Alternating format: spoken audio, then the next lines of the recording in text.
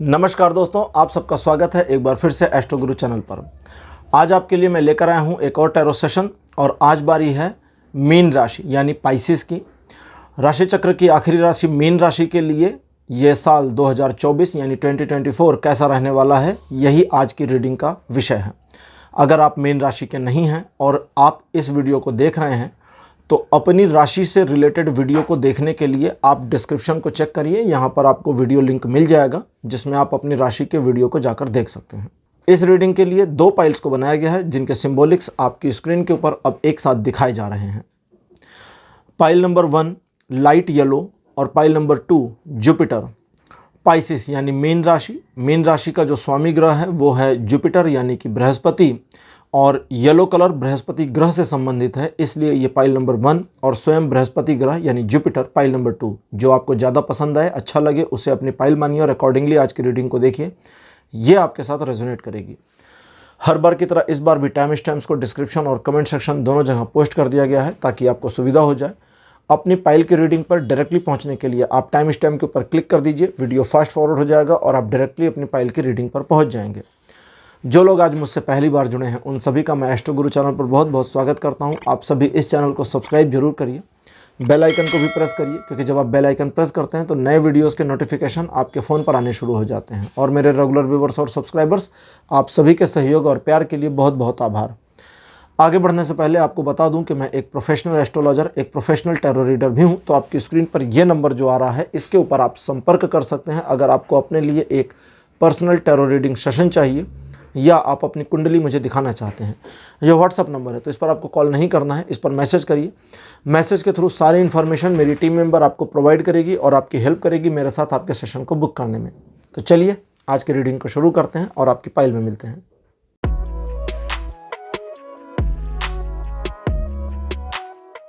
Hello pile number 1, आप सबका स्वागत है आपकी रीडिंग में। आपने लाइट येलो कलर को चूज़ किया था, मेरे बगल में लाइट येलो कलर की फोटो लगा दी गई है। चलिए शुरू करते हैं आज की रीडिंग और देखते हैं कि आपके लिए पाइल नंबर 1 2024 मीन राशि पाइल नंबर 1 कैसा रहने वाला है यह साल। कार्ड नंबर 1 आपके लिए अपीयर हुआ है 5 ऑफ सोर्ड्स। सेकेंड पोजीशन पर आपके लिए कार्ड है page of pentacles. Card number 3 आपके लिए है the high priestess. Fourth position पर आपके लिए है द हर्मिट। लास्ट कार्ड आपके लिए आया है द टावर। हालांकि टावर का कार्ड टैरो में बहुत ही बुरा माना जाता है, खराब कार्ड माना जाता है, बहुत ज़्यादा नेगेटिव माना जाता है, लेकिन अभी कुछ भी परसेप्शन अपने मन में मत बनाइए। जो रीडिंग आएगी वो मैं आपको बताऊंगा। देखिए, ये जो साल है ये आपके जीवन में एक टर्निंग पॉइंट को लेकर के आएगा। इस साल एक ऐसा चैलेंज आपको मिलेगा जिसे स्वीकार करने से बहुत सारे आयाम परिवर्तित हो जाएंगे पॉजिटिवली, अस्वीकार करने से बहुत सारे आयाम परिवर्तित हो जाएंगे नेगेटिवली।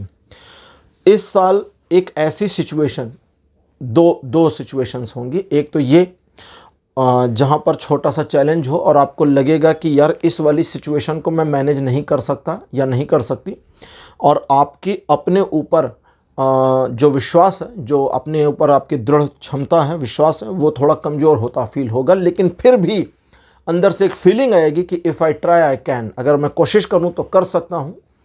तो उस वाले फीलिंग के साथ फिर कनेक्ट होना है आपको और चैलेंज को एक्सेप्ट करिए, आगे बढ़िए और आपके जीवन में एक ऐसा टर्निंग पॉइंट आएगा जो नए आयामों को बनाता चलेगा, नई चीज़ों को आपके जीवन में लाता चलेगा और सब पॉजिटिव रहेगा और आपके फेवर में रहेगा। अब इसके अलावा दूसरा एक ऐसा समय बीच में आएगा जो अप्रॉक्सीमेटली सितंबर अक्टूबर का महीना हो सकता है इस 2024 में पाइल नंबर 1 आपके लिए, जहां आपके सोचे हुए कार्य ना हो, लोगों को आपकी बातें अच्छी ना लगें, चीज़ें आपके पक्ष से विपक्ष में चली जाएं। ऐसे समय में बस आपको ये समय निकल जाने देना है, ज़्यादा छेड़छाड़ नहीं करनी। बस एक बात का ध्यान रखिएगा कि वो बुरा समय जो आपको फील होने लगेगा कि भाई मेरा समय अभी सही नहीं चल रहा, तो मुझे थोड़ा सिक्योर रहना चाहिए, उस समय में छल प्रपंच से दूर रहिएगा। दूसरों को नुकसान पहुंचाना, ज़रूरत से ज़्यादा स्वार्थी होना और अपने स्वार्थ की वजह से दूसरे का नुकसान होने देना, इन चीज़ों से, इन प्रपंचों से दूर रहेंगे तो प्रॉब्लम नहीं होगी। अगर इन प्रपंचों में पड़ेंगे तो नुकसान ज़्यादा होगा। अच्छा, अब ओवरऑल में जैसा कि आप जानते हैं कि पिछले कुछ समय से आप एक सिचुएशन को लगातार मैनेज करने की कोशिश कर रहे थे और आप उसमें एक स्ट्रगलिंग पोजीशन को बनाए हुए थे। उस सिचुएशन से फिलहाल तो अब आप ओवरकम कर रहे हैं, लेकिन फिर भी जनवरी का महीना इस सिचुएशन को मैनेज करने में जाने वाला है। लेकिन फरवरी से चीज़ें आपके लिए बहुत बेहतर होंगी और बाकी साल चीज़ें काफ़ी स्मूदर चलेंगी। 9वें-10वें महीने में सितंबर अक्टूबर में थोड़ा सा डिस्टर्बेंस है, उसके बाद फिर चीज़ें आसान हो जाएंगी। इस वर्ष आपकी बौद्धिक क्षमता में विकास होगा, स्किल डेवलपमेंट आपका होगा। आप अपने आप को समझने, अंडरस्टूड करने में काफ़ी ज़्यादा सक्सेसफुल रहेंगे और आपकी जो एक महत्वाकांक्षी योजना है जिसे बार बार आपने ठंडे बस्ते में डाल दिया है या बार बार उसे पेंडिंग कर दिया है, उस पर इस साल काम हो जाए और काम सिर्फ हो ना जाए बल्कि आप खुद उस काम को ड्राइव करें। सिचुएशन किस तरह आगे बनेगी, बनाएंगे, किस तरह मोड़ेंगे, किस तरह से चलाएंगे, वो सारी टेंडेंसी, सारी टैक्टिस आपकी हो, इसकी पॉसिबिलिटी है। और ये साल आपको लाइफ में ग्रोथ यानी कि चढ़ाव दे सकता है और साथ ही साथ ज़मीन पर पटकने की शक्ति भी रखता है अगर आप अनैतिकता का पालन करते हैं। अनैतिकता का पालन कब नहीं करना है, अगर ये समझना चाहते हैं तो एक ऐसी सिचुएशन जहां पर पैनिकनेस हो जाए और कोई भी व्यक्ति वहां अनैतिक हो जाए, ऐसी सिचुएशन आ जाए, वहां आपको नैतिकता का दामन थाम के रखना है। चीज़ें आपके पक्ष में मुड़ी रहेंगी। अगर उस समय आप अनैतिक हुए, जब एक परिस्थिति ललचाने वाली है, एक परिस्थिति ऐसी है जहां पर अनैतिकता का साथ दे करके ज़रूरत से ज़्यादा स्वार्थ दे करके दूसरे को जानबूझकर नुकसान पहुंचा करके अपना फ़ायदा हो ही जाएगा 100%, तो आपको रुकना है, ये नहीं करना है, क्योंकि ये आपको बैकफायर बहुत बुरी तरह करेगा। इस बात को ध्यान में रखें कि आप काफ़ी बुद्धिमान हैं पाइसेस यानी मीन राशि, लेकिन कई बार आपने देखा होगा कि आप अपनी बुद्धिमत्ता का, अपनी क्षमता का सही ढंग से उपयोग करने में नाकामयाब हो जाते हैं। इस वर्ष आपको अगर ऐसा कुछ ज़रूरत है जहां आपको अपनी बुद्धिमत्ता यूज़ करनी है तो थोड़ा सा 10 से 20 minute, 10 minute minimum, 20 minute maximum अकेले बैठ जाइए। फ़ोन वोन मत चलाइए, शांति से हाथ बांधकर अकेले बैठ जाइए और अपने मन में विचार करिए कि इस सिचुएशन का क्या हल हो सकता है। थोड़ी देर में आपको अपने ही अंदर से हल मिल जाएगा। तो चीज़ें आपके पक्ष में हैं और विपक्ष में हैं। तो ये साल कुल मिलाकर मिला जुला आपके लिए है और इस साल आपको आगे भी बढ़ना है, रुकना भी है और अपने ऊपर कंट्रोल भी रखना है। तो ये एक दृष्टि में था कि आपका नया साल कैसा रहेगा। अब लेते हैं ओशो ज़ेन टैरो कार्ड और देखते हैं कि ओशो ज़ेन टैरो कार्ड क्या बताते हैं आपके लाइफ के अलग अलग एस्पेक्ट पर कि आपका ये साल कैसा रहने वाला है। लव रिलेशनशिप को डिफाइन करता हुआ कार्ड अपीयर हुआ है टोटलिटी का। ये कहता है ज़रूरत से ज़्यादा भरोसा और ज़रूरत से ज़्यादा विश्वास का ना होना दोनों ही असहज स्थिति को उत्पन्न करते हैं। इसलिए आपको अपने पार्टनर के ऊपर ना तो एकदम आंखें मूंद कर भरोसा करना है और ना एकदम डाउट करना है। थोड़ा संतुलन बना लीजिए, क्योंकि आपके रिलेशन में अगर आप संतुलन बनाने में कामयाब हुए तो इसका रिफ्लेक्शन आपको आपके पार्टनर की साइड से मिल जाएगा और आपके पार्टनर की साइड से जो रिफ्लेक्शन आपको मिलेगा उसकी वजह से आपके प्रेम संबंधों में और गहराई, विश्वास, ये सारी चीज़ें बननी शुरू हो जाएं, इसकी पॉसिबिलिटी है। ये वर्ष आपको प्रेम संबंधों में एक ऐसी सिचुएशन देगा जिसे आप अपना माने, जिसमें आप यूज्ड टू हो जाएं। जिस सिचुएशन को आप प्यार करें, अपने पार्टनर को प्यार करें और आप अपने आप को सौभाग्यशाली भी समझें। कुल मिलाकर पॉजिटिव, निगेटिव कुछ भी नहीं। अब बात करते हैं फैमिली की। फैमिली रिलेशंस के लिए कार्ड अपीयर हुआ है पेशेंस। ये कहता है कि फैमिली रिलेशनशिप के मामले में आपको सबसे पहले तो परिवार की जो महिला सदस्य हैं उनके साथ अपने रिलेशन को बिल्कुल न्यूट्रल और नॉर्मल और प्यारा रखना चाहिए। इस वर्ष आपके परिवार में कुछ एक बढ़िया समाचार आप लोगों को प्राप्त हो जाए, इसकी संभावना भी आ रही है। इस वर्ष परिवार की वजह से कोई समस्या नहीं होने वाली, लेकिन हाँ, परिवार मतलब कोई समस्या नहीं होगी, बिल्कुल बढ़िया, अच्छा और स्मूथ चलेगा 2024। लेकिन ये ज़रूर है कि परिवार की ओर से आपको लगातार अच्छी खासी एडवाइजेस दी जाती रहेंगी और उन एडवाइजेस को लेकर आपको अपने परिवार से झगड़ना नहीं है। वो एडवाइजेस इसलिए दी जाएंगी क्योंकि उन्हें एडवाइस देना है, उन्हें आपको सलाह देनी है, लेकिन उस सलाह पर आप चलें, माने या ना माने, ये आपकी चॉइस है और इसके लिए परिवार में कोई क्लैश नहीं होगा। ये साल फैमिली मामलों में आपको, अगर आप एक ऐसी सिचुएशन में हैं जहां परिवार के साथ रिलेशन को और इम्प्रूव करना चाहते थे, तो इस साल इसकी पॉसिबिलिटी भरपूर है। बस आपको अपने मन में आने वाले हर विचार फैमिली से शेयर नहीं करने, कुछ छुपा लीजिए, हटा लीजिए। फिनेंशियल मामलों के लिए कार्ड अपीयर हुआ है नोथिंगनेस, पूरा ब्लैक, कुछ भी नहीं बना, कोई इमेज नहीं।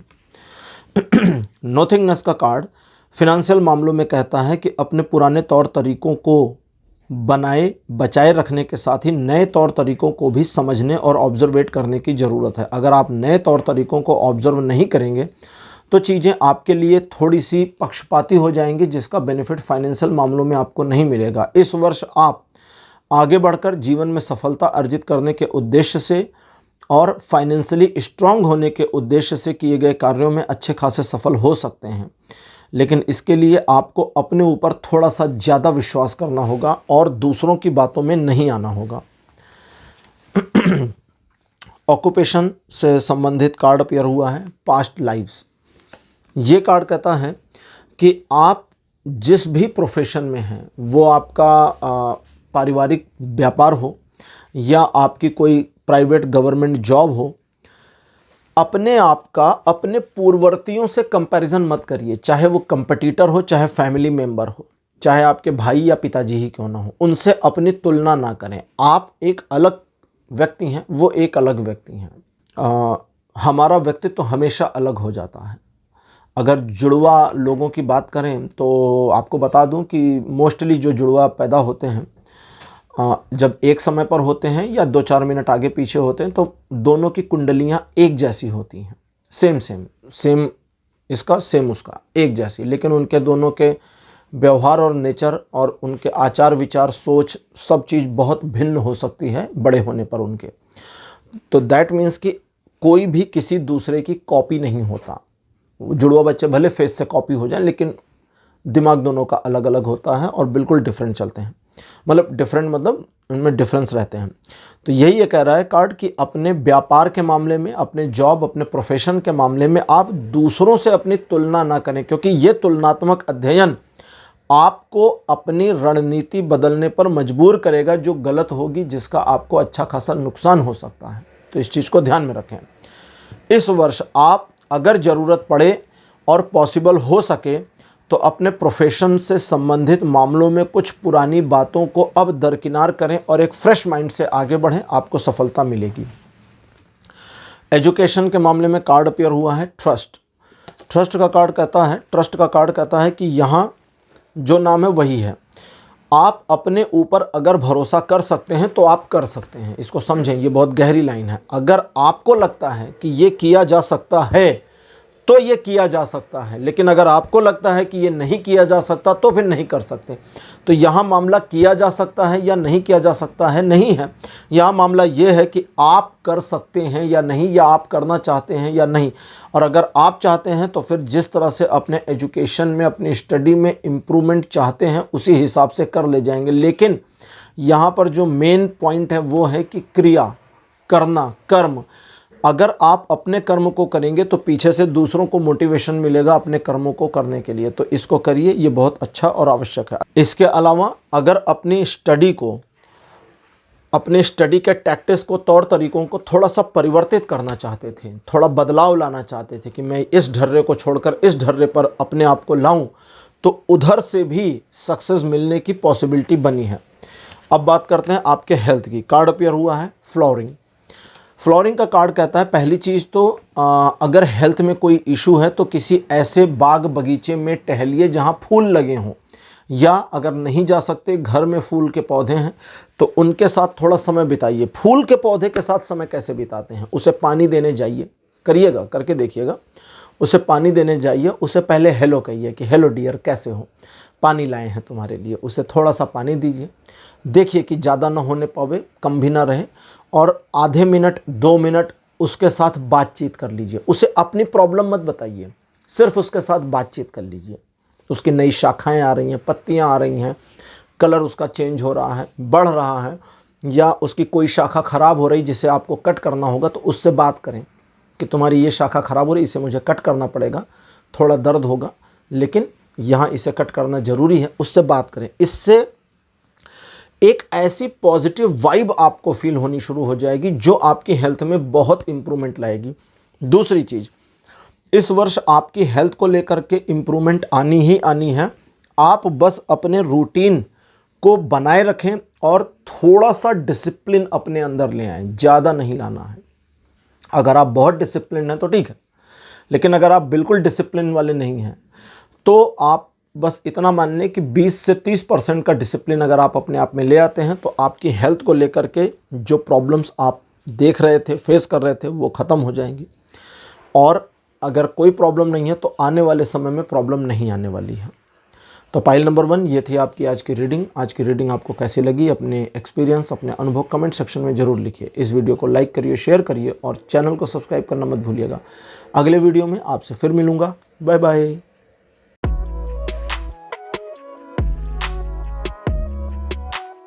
हेलो पाइल नंबर 2, आप सबका स्वागत है। आपकी रीडिंग में आपने जुपिटर को चुना था, मेरे बगल में जुपिटर की फ़ोटो लगा दी गई है। चलिए शुरू करते हैं आज की रीडिंग और देखते हैं कि आपके लिए कैसा रहने वाला है ये 2024, ये 2024 आपके लिए क्या लेकर आ रहा है।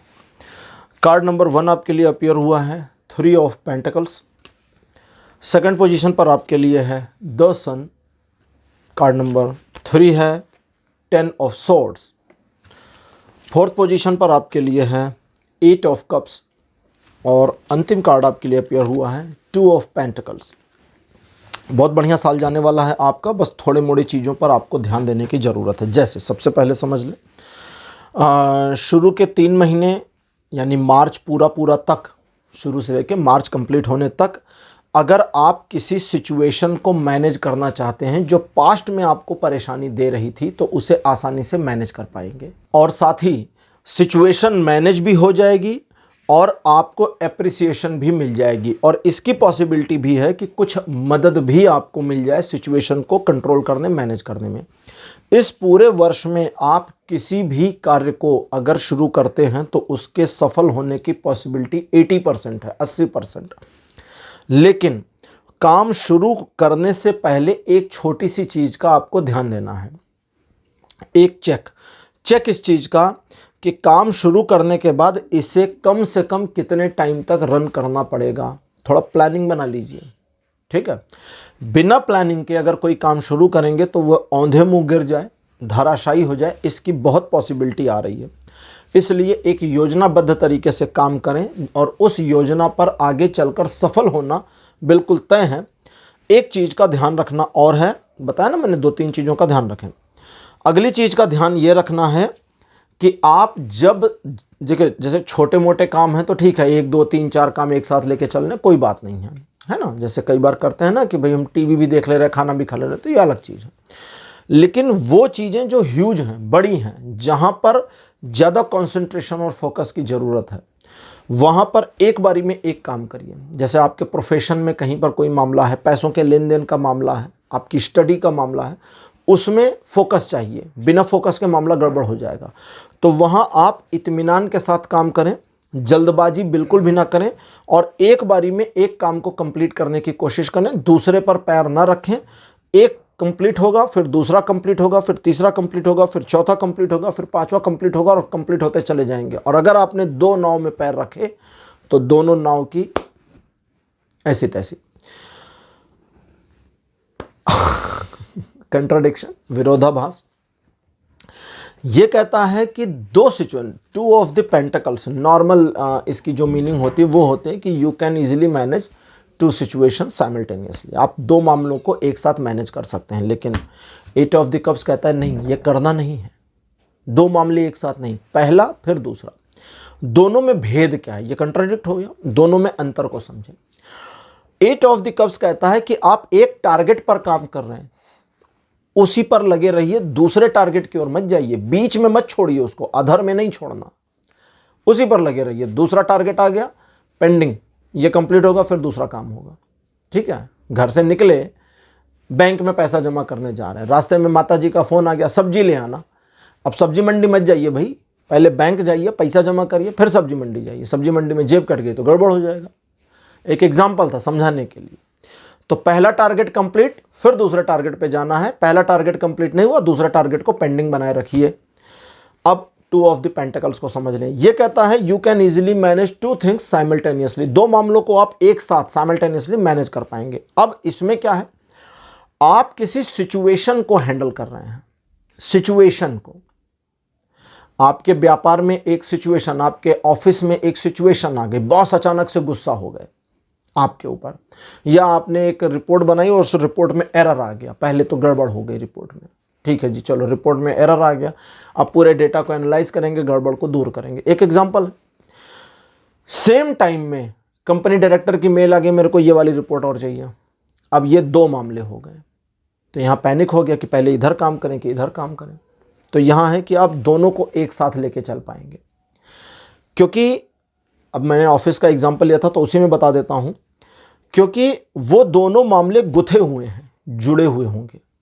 वो रिपोर्ट जिसमें एरर आया और वो रिपोर्ट जो डायरेक्टर मांग रहे हैं, दोनों एक दूसरे की पूरक होंगी या अपोजिट में होंगी। कुछ ना कुछ ऐसा इंटरकनेक्शन होगा जो उन दोनों को जोड़ता है और एक ही डेटा पर काम करके दोनों रिपोर्ट्स को बनाया जा सकता है। इस तरह की पॉसिबिलिटी होगी। तो आप आसानी से, यहाँ है ना, डिफिकल्टी से नहीं। अब अगर वो जुड़ा हुआ मामला ना हो, बॉस की रिपोर्ट अलग, डायरेक्टर की अलग, उस पर अलग काम करना, इस पर अलग करना, तब तो फिर गड़बड़ हो गई ना। ये तो जुड़ा हुआ नहीं है, ये तो सेपरेट सेपरेट मामला है। अब यहाँ पर प्रायोरिटी पर जाना है। जब सेपरेट सेपरेट मामला है और जुड़ा हुआ नहीं है तो क्या करना है, प्रायोरिटी। प्रायोरिटी क्या है, कंपनी का डायरेक्टर पहला इंपॉर्टेंट है। बॉस को इंटरकॉम पे फ़ोन करिए कि साहब डायरेक्टर साहब का मेल आ गया, उनको पहले रिपोर्ट दें, फिर आपकी रिपोर्ट आएगी, बता दें। और वो कहते हैं नहीं पहले मेरी भेज, बोलो ठीक, बॉस इज ऑलवेज राइट, उनकी रिपोर्ट भेजो। डायरेक्टर बोले बोलो बॉस ने कहा था पहले मेरी भेजो फिर आपकी, यू आर सेकेंडरी पर्सन, अब उनको लड़ने दो। इजी टू मैनेज होगा। दो मामले एक साथ मैनेज करें जो इजी टू मैनेज होगा, डिफिकल्ट टू मैनेज नहीं होगा, तभी करना है। और जहां डिफिकल्ट टू मैनेज है वहां प्रायोरिटी फर्स्ट, सेकेंडरी सेकंड, इसको ध्यान रखिएगा। इसके अलावा इस वर्ष आप फरवरी के बाद चाहे जब, अगर अपना एक साइड हसल, साइड बिजनेस शुरू करना चाहते हैं कुछ भी, और उसके बारे में प्रयास करते हैं, तो उसकी पॉसिबिलिटी होगी कि वो शुरू हो जाए, लेकिन उसमें ग्रोथ आपको थोड़ा समय बाद मिलेगी, तो काम करना पड़ेगा। दूसरी, अब इसके अलावा अगला, एक ऐसी सिचुएशन जो आपको पिछले काफ़ी लंबे समय से, या तो कई महीनों से या कई सालों से तंग किए जा रही थी, एक सिचुएशन जो आपके जीवन से हट नहीं रही थी, आपको लग रहा था कब ये भूत मेरा पीछा छोड़े, उस भूत से इस साल पीछा छूटने की पॉसिबिलिटी बिल्कुल बन रही है और ये हो के रहेगा।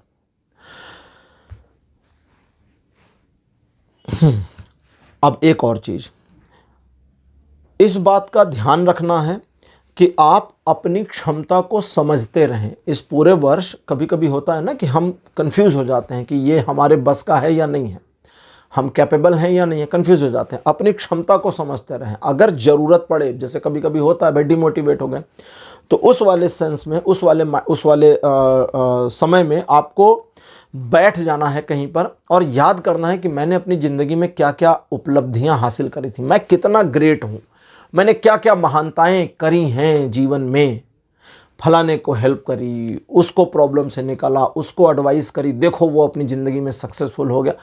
जो जो किया, ऐसे नहीं वो शेख चिल्ली वाला नहीं करना है, सचमुच वाले, असली वाले, रियल वाले, वो फालतू वाले नहीं, उन्हें याद करना है। ये आ रहा है इसमें, तब बता रहा हूँ। अगर आप उनको याद करते हैं तो आपका पूरा डिमोटिवेशन ख़त्म हो जाएगा और आप फिर एनर्जाइज्ड हो जाएंगे आगे बढ़ने के लिए। आप ओवर कॉन्फिडेंट नहीं होने पाएंगे, ये याद रखिए। तो ओवर कॉन्फिडेंस नुकसान देता है और बाकी एनर्जाइज्ड हो जाएंगे, दैट्स ओके। तो ये था एक ग्लैंस में कि आपका 2024 कैसा रहेगा। अब लेते हैं ओशो ज़ेन टैरो कार्ड और देखते हैं कि ओशो कार्ड्स आपके लिए क्या बताते हैं कि लाइफ के अलग अलग एस्पेक्ट में आपके लिए ये साल कैसा रहने वाला है। लव रिलेशनशिप के लिए कार्ड अपीयर हुआ है रीबर्थ। ये कार्ड कहता है कि अपने प्रेम संबंधों में आप अगर कुछ नया करना चाहते हैं या नया देखना चाहते हैं या नए के बारे में एक उम्मीद करते हैं, तो जैसे कभी कभी होता है ना कि एक ठहराव आ गया प्रेम में, प्यार में, अब आप चाहते हैं कुछ नया हो जाए, कुछ चेंज हो जाए, या वो ठहराव ऊब पैदा कर रहा है, ऊब मतलब अब ऊब रहे हैं प्यार में, तो उस वाले सिचुएशन में आपको अपने आप को मैनेज करना है, अपने आप को, अपने पार्टनर को नहीं करना है। उसे बदलने की कोशिश मत करिए, खुद में देखिए, खुद में झांकिए कि मुझे इससे प्यार था, अभी थोड़ी प्रॉब्लम क्यों हो रही है, मैं इतना इरिटेट इसको लेकर क्यों हो रहा हूँ, क्यों हो रही हूँ, मुझे इसी से प्यार था ना, इसी लड़की से या इसी लड़के से, तो क्या प्रॉब्लम हो गई, मुझ में क्या प्रॉब्लम हो गई, आपको खुद में एनालाइज करना है। और ये एनालाइज आपको आपके ही नए ऑरा में लेकर आ जाएगा, और आपके उस नए ऑरा में जितनी पॉजिटिविटी आती जाएगी, फिर वहाँ हेजिटेट मत होना। फिर वो नया ऑरा अगर कहता है कि बोलो उसको आई लव यू, तो उसको प्यार से आई लव यू बोलिए, ठीक है, मतलब आगे बढ़िए, फ्लो में चलिए। और यही ऑरा, यही फ्लो आपके पार्टनर को ऑटो कन्वर्ट कर देगा, चेंज कर देगा, और दोनों में और सुधार आ जाएगा। इन चीज़ों के अलावा प्रेम संबंधों में चल रही कुछ खटास खत्म हो जाए इस साल, अगर चल रही थी तो, नहीं चल रही तो उस पर अप्लाई नहीं है।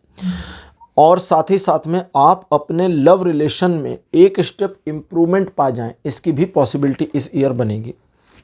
फैमिली रिलेटेड कार्ड अपीयर हुआ है, ऑर्डनरीनेस जो कार्ड का नाम है, बस यही ध्यान रखना है कि फैमिली मैटर्स में ऑर्डनरी बने रहें, एकदम सर्वसाधारण, कुछ उसमें नुक्ताचीनी ना करें। नुक्ताचीनी मतलब इधर उधर ना करें। फैमिली आपसे क्या चाहती है, आप घर में अच्छे से रहें, टाइम पर उठ जाएं, रोज़ नहा लें, अपना कमरा वमरा साफ़ कर लें, अगर अनमैरिड हैं तो, है ना, थोड़ी सी चीज़ें चाहती है फैमिली। और स्टूडेंट है तो पढ़ाई लिखाई कर लें, काम काजी है तो अपने काम पर टाइम ली जाएं, वापस आवें।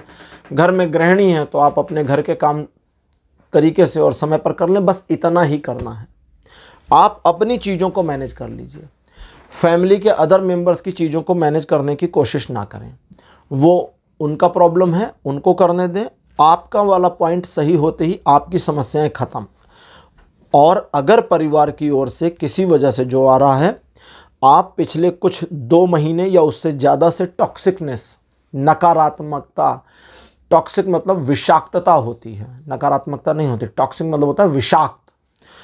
तो विषाक्त मतलब विषैली बातें, परिवार वाले गाली दे रहे हैं और एकदम इज्जत की भजिया तल दी है परिवार वालों ने, 2 महीने से ज़्यादा हो रहा है तो ठीक है। और अगर बाई चांस ये 10-15 दिन से हो रहा है तो चुप रहिए और उनको एडवाइस मत दीजिए, क्योंकि आपकी बातें भी बुरी लगेंगी और ये चीज़ अगले 15 दिन में अपने आप ख़त्म हो जाएगी।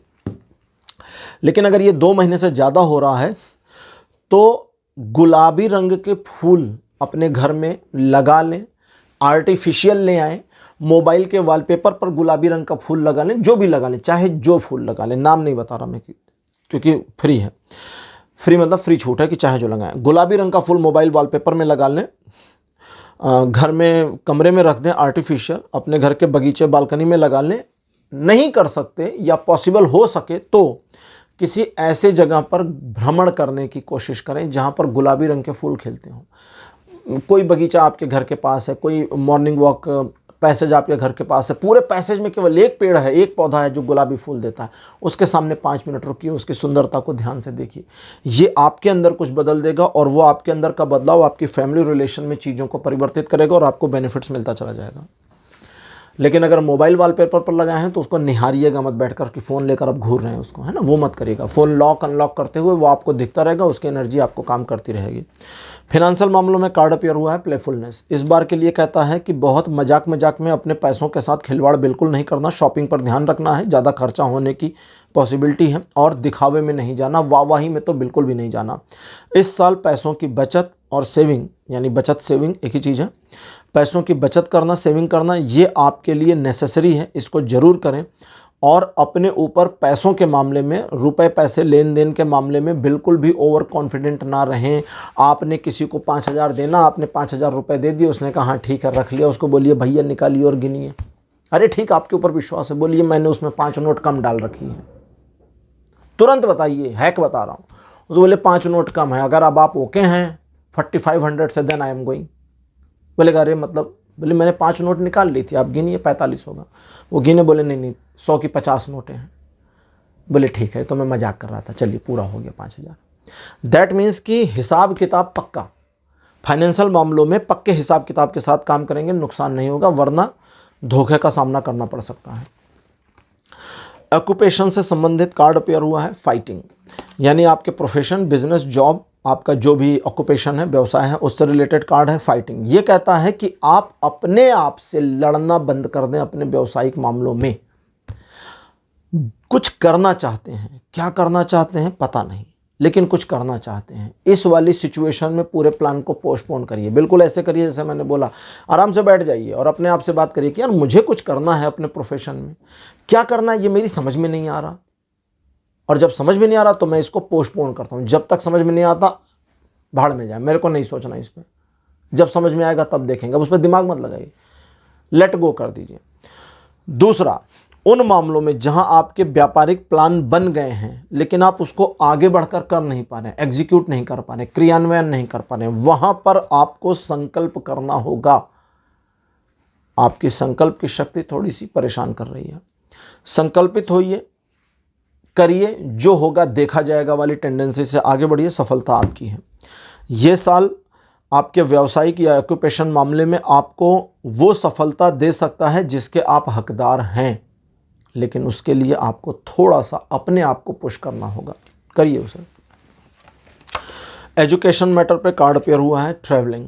ट्रैवलिंग का कार्ड कहता है कि आप जो भी पढ़ते हैं, जो भी आपका सिलेबस है, आप एग्ज़ाम की तैयारी कर रहे हैं, कम्पिटिटिव कर रहे हैं, यूपीएससी कर रहे हैं, जनरल स्टडी कर रहे हैं, स्टूडेंट हैं, कॉलेज स्टूडेंट हैं, कुछ भी हैं, आप अपनी पढ़ाई के बाद थोड़ा सा, चाहे दिन का 10 मिनट निकालिए, 5 मिनट निकाल लीजिए, कुछ ऐसी जानकारी हासिल करिए जो आपको शक्ति दे, पावर दे, और पावर नॉलेज ही होती है।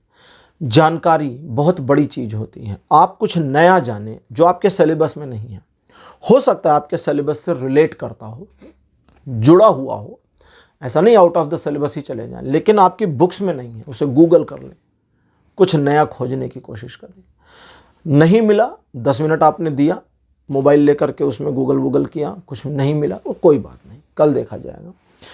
तो एक इससे बहुत इनकरेजमेंट मिलेगा, मन आपका प्रफुल्लित होगा, अंदर से आत्मा आपकी शांत होगी, और अपनी स्टडी और एजुकेशन में आप और इम्प्रूवमेंट करेंगे। अगली चीज़, इस साल पढ़ाई लिखाई के मामले में आप खासी तरक्की करेंगे, और अगर किसी टारगेट को हिट करने की कोशिश कर रहे हैं तो आप बस अपने पथ पर बने रहें, पथ से हटे नहीं। भाई पथ से हट गए तो फिर कैसे जाओगे, नहीं जा सकते ना, रास्ते से हट गए फिर कहाँ जाएंगे, तो अपने रास्ते पर बने रहें, लड़खड़ाते हुए भी चलते रहें और पहुंच जाएंगे। हेल्थ रिलेटेड कार्ड अपेयर हुआ है सक्सेस। ये कहता है कि इस वर्ष स्वास्थ्य संबंधी मामलों में अगर अपने साथ आप कोई सख्ती करते हैं, डिसिप्लिन नहीं, सख्ती, जैसे मान लीजिए भाई डॉक्टर ने आपको कहा कि फलाना चीज़ आपको नहीं खानी चाहिए, तो सख्ती करिए, परहेज एकदम ख़त्म, नहीं खाना तो नहीं खाना, बात ख़त्म हो गई। सख्ती करते हैं, वो किसी भी चीज़ में हो सकता है, खाने पीने की चीज़ में हो सकता है, डेली रूटीन हो सकता है। डॉक्टर आपको बोले भाई सुबह सुबह उठा करिए, 6 बजे उठिए, टहलिए, वरना गड़बड़ हो जाएगा, आपके फेफड़ों को शुद्ध हवा चाहिए सुबह सुबह की, वरना गड़बड़ हो जाएगा।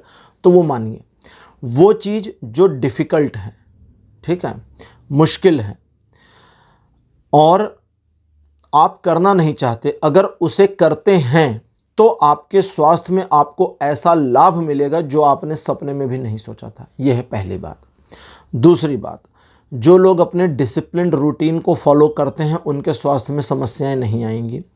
इनडिसिप्लिन्ड रूटीन वाले बड़बोले लोग होते हैं ना, अपने हेल्थ को लेकर के बहुत शेखी बखारते हैं।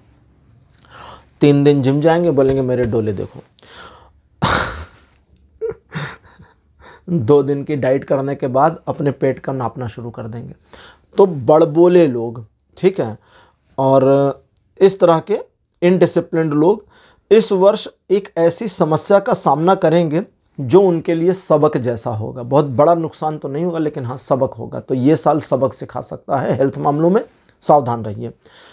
अगर आप कैजुअली अपनी हेल्थ में बने रहते हैं, बहुत ज़्यादा हेल्थ में इश्यूज़ नहीं हैं, आप एक कैजुअल लाइफस्टाइल जी रहे हैं और उसी कैजुअल लाइफस्टाइल को फॉलो करते हैं, तो उसमें थोड़े से इम्प्रूवमेंट चाहिए। वो इम्प्रूवमेंट जो आपने करने को सोचे थे लेकिन पोस्टपोन कर दिया था, उनमें से कई इम्प्रूवमेंट थे, कई चीज़ें थी, आपने बड़े प्लान बनाए थे, उनमें से अगर 50% भी आप अप्लाई कर पाए तो भी हेल्थ में कोई इशू इस साल आने वाला नहीं है। तो पाइल नंबर 2 ये थी आपकी रीडिंग। आज की रीडिंग आपको कैसी लगी, अपने एक्सपीरियंस, अपने अनुभव कमेंट सेक्शन में जरूर लिखिएगा। इस वीडियो को लाइक करिए, शेयर करिए और चैनल को सब्सक्राइब करना मत भूलिएगा। अगले वीडियो में आपसे फिर मिलूंगा। Bye bye.